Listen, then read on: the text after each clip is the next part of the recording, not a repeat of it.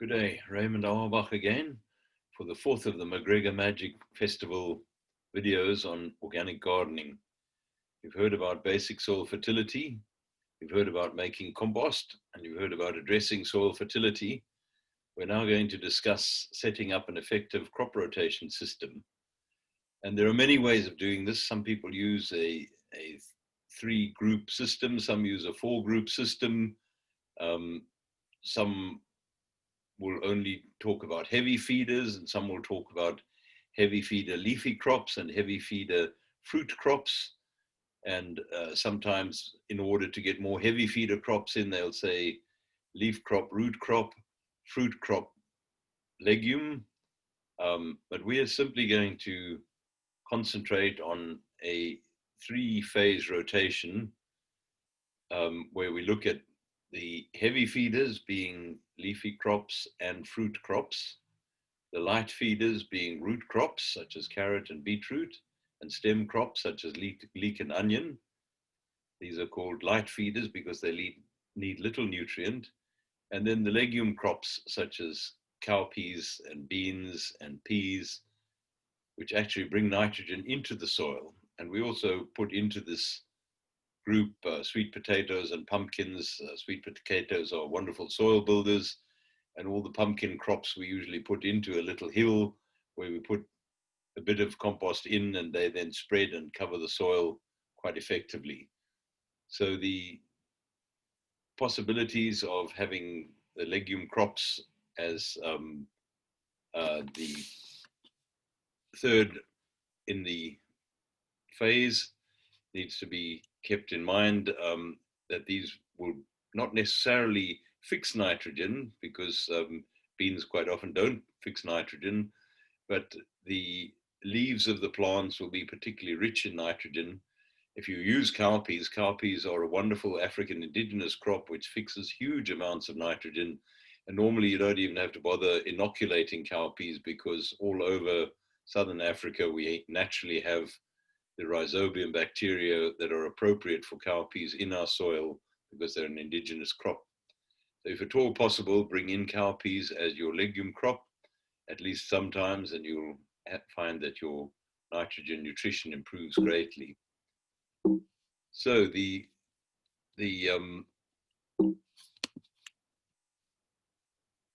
12-bed system, you need to be clear about these three groups of crops: the heavy feeders, the light feeders, and the legumes. Then look at your garden, plan your planting based on what does well at what time of the year in your area. You can use 9 beds, but I find it easier to use 12 beds. Start off by planting 3 of them. One gets a good dressing of compost, is planted with heavy feeders. The next gets no compost and the light feeders go in there. The third also gets no compost and the legumes go in there. So those 3 beds are your first planting.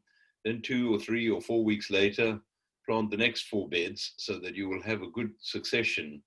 Your lettuces from the first bed will be ready, and then a couple of weeks later, the next lot of lettuce will be ready. How to space the plantings between the first 3, the second 3, the third 3, and the fourth 3 beds will depend on which crops and how long they take to grow, and also what time of year. And it will gradually grow on you as you get more experience how you should actually space out these crops. But just start off with 2, 3, or 4 weeks between the plantings, and each year you'll be able to refine that a bit.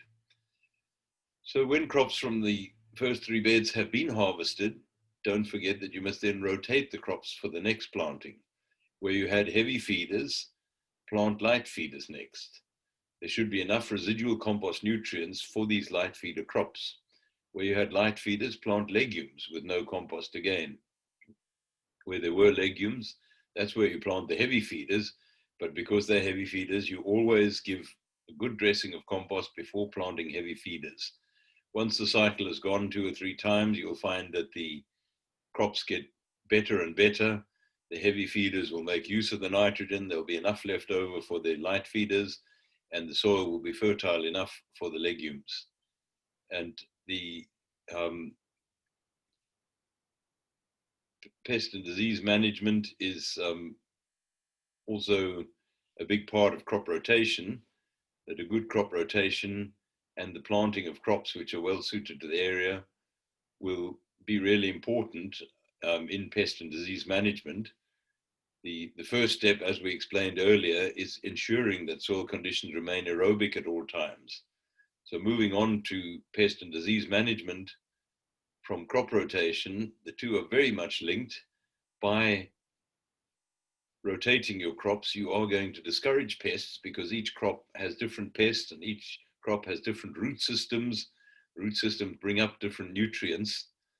So aerobic conditions in the soil, good crop rotation, and the planting of crops with the well suited to your area are a big part of pest management. But the third step is to observe your vegetables carefully and, if possible, every day. Talk to them, caress them, and above all, notice what is going on. Often you can just pluck off snails, caterpillars, any other pests you may see if you've got a small garden. Obviously, in a big field and on a farm, that doesn't work.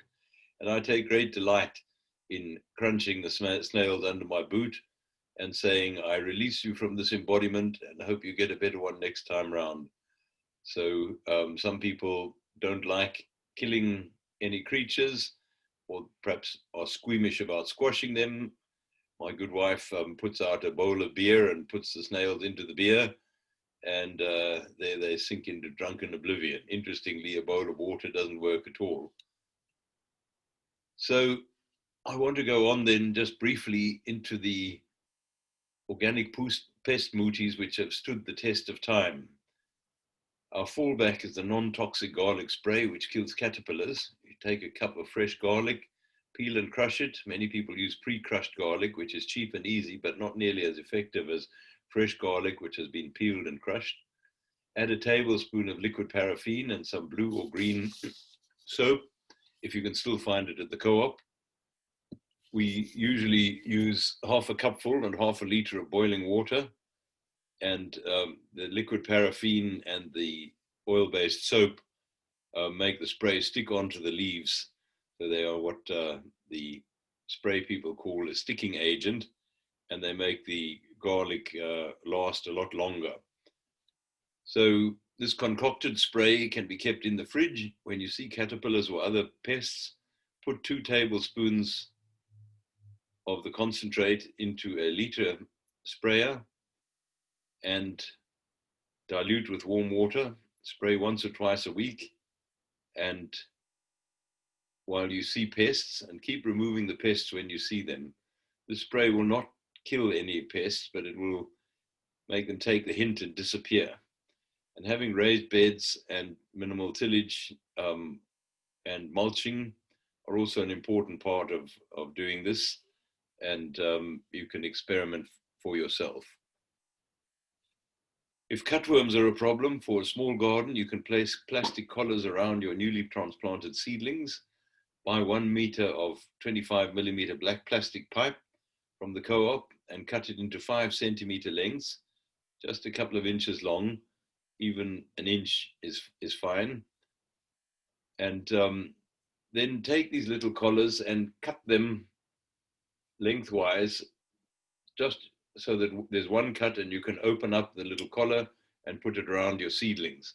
Doing it this way means that once your cabbage has grown quite big, you can remove the collar, but putting it around the seedling after it's been planted, push it slightly down into the soil, because remember that cutworms travel at night just below the surface of the soil.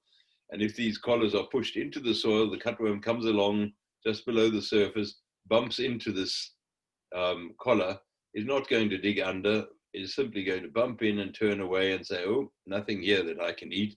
Plastic doesn't taste very good. So finally, in terms of pest control, some organic pest muties which have stood the test of time include sulfur. There are many just using pure agricultural sulfur against fungus. A lot of the grape farmers have been doing this for many years, and it is sulfur literally means carrier of the sun, sol for, and it brings sunlight into the soil to counter the wet forming, fungus forming conditions.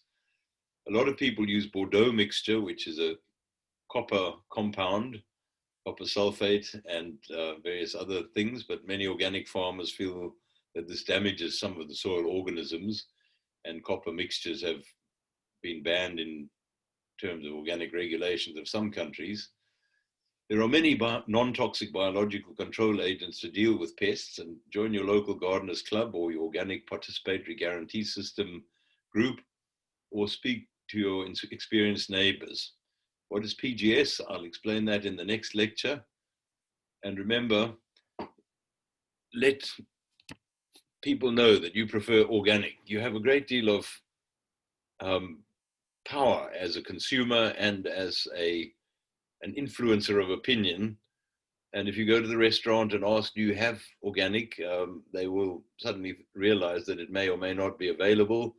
Help them to connect with local producers where possible, and do what you can to make sure that these organic food systems develop. So if you want to hear what I've been saying in this lecture, have a look at the slides, which are on the website of McGregor Magic Festival. Sorry, I've been ducking and diving. I have one screen with my picture and the other screen with the PowerPoint presentation. So please excuse my strange gyrations. And I didn't share the screen this time as there's no real illustrations, and I think you could just use the PowerPoints for reference. So those are the